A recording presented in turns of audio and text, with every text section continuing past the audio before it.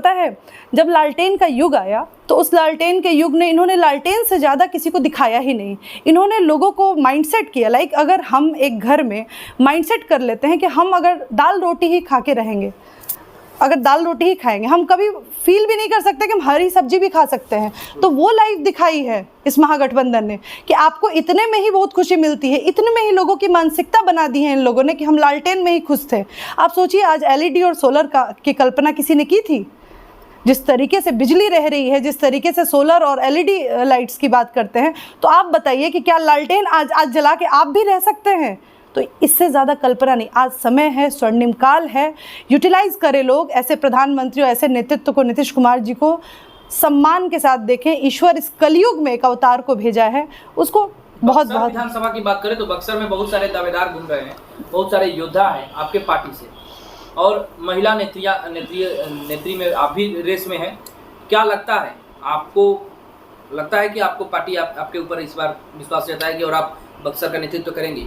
मैं बक्सर की बिटिया हूँ, मेरा एक इमोशन है। बक्सर मेरे लिए मेरे सर का ताज है, सम्मान है बक्सर। और मैं सिर्फ यहाँ नेतृत्व करने की सोच कर, मैं सेवा भावना से हूँ यहाँ पे। और मेरा बैकग्राउंड मैंने कभी अपनी जीवनी को आप लोगों को बताया नहीं। मैं 9 साल की बच्ची हूँ, समझिए आप, जिसका पिता नहीं था, जिसको इतना संघर्ष करना पड़ा अपने जीवन में। एक सोने के चम्मच से खा के पैदा हुई बच्ची एक बिना चप्पल के भी चली है, वो दिन भी आया एक दिन। तो वो समय भी आया और आज मैंने अपने आप को स्टेब्लिश किया। इस 20 सालों 22 सालों में मैंने समाज सेवा किया।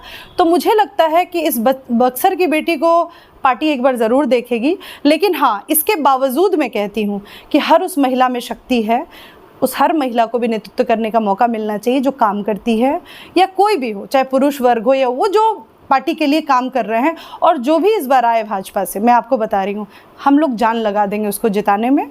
और सारी पार्टी के लोग संगठित हैं। कि आप बाहरी हैं?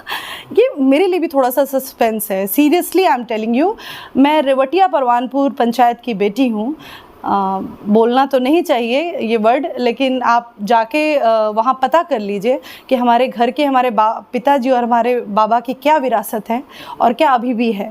और मैं, ननिहाल भी मेरा यही है, ननिहाल मेरा है केसट दसियाओं। मेरी माँ इकलौती बेटी थी, तो वो घर भी हमारा ही है। और अपने घर को शुरू से मैंने अपने मायके को देखा है। मैं बक्सर इसलिए नहीं हूँ, मैं चाहती तो मैं अपने ससुराल से भी लड़ सकती थी। पार्टी को मैं बोलती कि मैंने बिहार के हर एक कोने में काम किया है, 3.5 लाख महिलाओं को स्वरोजगार से जोड़ा है, पटना मेट्रो लॉन्च कराया है, बहुत सारी 100 आश्रय स्थल दिए हैं। तो बिहार के हर कोने में मेरी पहचान है।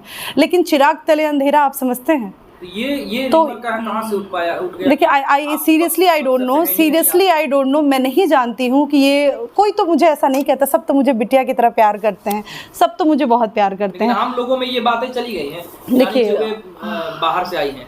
शायद स्ट्रॉन्ग हूँ मैं, शायद मेहनती हूँ मैं, शायद कम्पटीटर हूँ मैं। और मेरा काम करने का तरीका अलग रहा है, पूरे बिहार के लिए किया। जो मैंने 22 साल अपने पूरे बिहार को दिया, वो मैंने 4 सालों में अपने बक्सर को कहीं ना कहीं मैंने जान लगा दिया है यहाँ काम करने में। मैंने हर दर्द को फील किया है। 22 साल के सफ़र को अगर संक्षेप में बताना हो तो क्या कुछ था उसमें जो जनता जान सके? देखिए, सबसे पहले तो मैं बता दूं कि मैं नगर विकास एवं आवास विभाग की मीडिया प्रभारी रही हूं, आईसी की हेड भी रही हूं। और वहां मेरा था कि मैंने 100 आश्रय स्थल बिहार को दिया। बिहार में 100, जो आपके किला मैदान में आश्रय स्थल है गरीबों के लिए, वो भी है, जो दीनदयाल अंत्योदय योजना में आता है। पटना मेट्रो में मैंने पूरा मीडिया हेड किया, डॉक्यूमेंटेशन में डीएमआरसी से हेल्प किया। उसके बाद आईसी का पूरा उसमें किया काम। पटना मेट्रो लॉन्च कराने के बाद 3.5 लाख महिलाओं को मैंने, स्वयं सहायता समूह की महिलाओं को स्वरोजगार से जोड़ा, स्मॉल स्केल फैक्ट्रीज लगाई, जो शुरुआत में आज 1 करोड़ जो पहुंच चुका है, वो 3.5 लाख का सफ़र मैंने तय किया था। और बिहार में बिजली, पानी, रोड, सब में काम करने का मौका मिला। 6 घंटे से 22 से 24 घंटे बिजली मैंने भागलपुर को दी, जिसके लिए मैं भागलपुर का भी ऋणी हूँ, क्योंकि भागलपुर की जनता ने भी मुझे बहुत प्यार दिया। और ये इतना प्यार मिला मुझे हर शहर में कि लोगों ने मुझे यहाँ तक बोल दिया कि मैं भागलपुर की हूँ। जबकि ये बहुत बड़ा मतलब ये मिथ्या है कि इन लोगों ने जानबूझ के एक प्रोपेगेंडा क्रिएट किया कि मैं भागलपुर की हूँ। अगर हमारे यहाँ का बच्चा बाहर जाके काम करता है तो इसमें हमारी गलती नहीं है। हमारी परवरिश ऐसी हुई थी कि मैं कॉन्वेंट वगैरह से पढ़ी थी, मैं हायर एजुकेशन के लिए बाहर गई, तो ऑब्वियस था कि मुझे सरकार में अगर काम करना है तो मैं पटना में ही करूँगी रह के। हाँ, मेरा दर्द हमेशा बक्सर के लिए रहा। पूरे बिहार को मैंने नेतृत्व किया, आगे बढ़ाया, पूरे नगर परिषद, नगर पंचायत। 142 ULB था उस टाइम, अब ये परिसमन में बढ़ा है। तो 142 ULB के लिए मैंने हर नगर पंचायत, नगर निगम, नगर परिषद के लिए काम किया है। बक्सर के लिए क्या सोच रखी है? बक्सर के शिक्षा, स्वास्थ्य, रोजगार के लिए क्या कुछ सोच रखी हैं और किस तरीके से बदलाव आप लाना चाहते हैं? देखिए, मुझे जो स्मार्ट सिटीज़ हमने लाया, मैंने 4 स्मार्ट सिटीज़ में भी मैं एडवाइज़री रही, भागलपुर में भी। और जो स्मार्ट सिटीज़ की कल्पना हम करते हैं तो जोग्राफिकल बक्सर में अगर कुछ प्रॉब्लम्स भी हैं तो उसको हम लोग सुधार सकते हैं। उसके लिए तो पहले नगर निगम आपको चाहिए कि भाई नगर निगम के अंडर होना चाहिए। लेकिन उसके बावजूद जो चीज़ें वंचित हैं, लाइक मान लीजिए शिक्षा की बात आप कर लें, तो मेरे लिए सबसे ज़्यादा इम्पॉर्टेंट होता है हेल्थ और शिक्षा। ठीक है, बाकी चीज़ें हमारे प्रधानमंत्री जी सब कुछ कर रहे हैं, शिक्षा में भी कर रहे हैं, लेकिन इसके बावजूद नगर विधायक जी ने कहीं इंस्पेक्शन नहीं किया। लाइक मान लीजिए सदर विधायक जी ने कभी इंस्पेक्शन नहीं किया। उस इंस्पेक्शन में अगर ये जाते, ये क्रॉस करते किसी चीज़ों को, तब हम मानते कि भाई हमारे विधायक जी जा रहे हैं और हॉस्पिटल में घूम के ये काम देख रहे हैं। अगर कहीं कोई त्रुटियां हैं तो उसको सरकार ठीक कर रही है। सरकार डोर टू डोर विजिट नहीं करती है, वो मॉनिटरिंग टीम रखती है, वो आके विजिट कर रही है। लेकिन इसके बावजूद इनका कर्तव्य बनता है कि ये रोड बनवाएं, ये काम करें, यहाँ शिक्षा पे आगे।